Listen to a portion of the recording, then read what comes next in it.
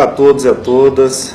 Gostaria, nesse dia 15 de outubro, parabenizar todos e todas os professores, as professoras, de todos os níveis da educação básica, ao ensino superior, essa profissão que eu entendo como a mãe de todas as profissões, na medida em que não importa qual é a ação profissional, por trás da formação desse profissional, dessa profissional, sempre teve e sempre haverá um professor. Nesse momento da nossa história, mais do que nunca, o professor e a professora, eles são chamados ao comprometimento, a uma ação mais efetiva no sentido de combater as desigualdades, de combater o fascismo, uma onda de retrocessos que tomou de assalto o nosso país. Esta onda está criminalizando nossos colegas, nossas colegas, simplesmente por buscar desenvolver a consciência crítica, mostrar os direitos às nossas crianças, aos nossos cidadãos e cidadãs.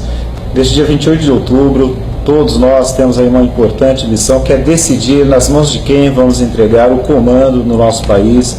Esperamos que as pessoas tomem uma decisão consciente, no sentido de manter o nosso país no caminho da democracia e não do fascismo. Chamamos todos e todas a se comprometerem nesse momento, tá? Tomando aí uma decisão mais acertada no sentido de construirmos um país mais justo, mais igualitário, no sentido de preservarmos uma universidade pública, laica, gratuita e democrática, ou seja, retomando aí um processo histórico que nós observamos de crescimento e de construção de uma nação. Então não devemos nos vender a ilusões fascistas, chamamos as pessoas a combaterem isso. E a profissão docente é uma profissão por excelência, que nos coloca esta tarefa como uma tarefa primeira: combater o fascismo, combater a misoginia, combater toda forma de violência. Bom, o que me levou à profissão docente? Né? Vale dizer que eu sou o primeiro professor da minha família como um todo, o primeiro a abraçar a profissão docente como não apenas um que fazer, mas como uma opção de vida.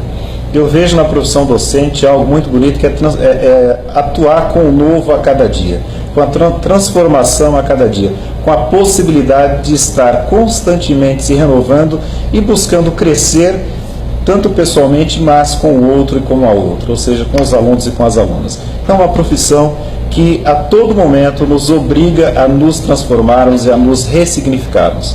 Então é uma profissão que realmente eu amo o que faço, adoro o que faço.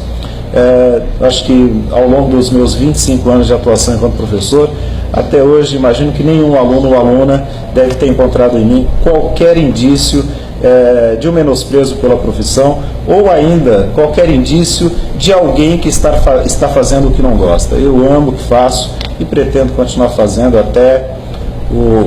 enquanto for possível, até a minha aposentadoria.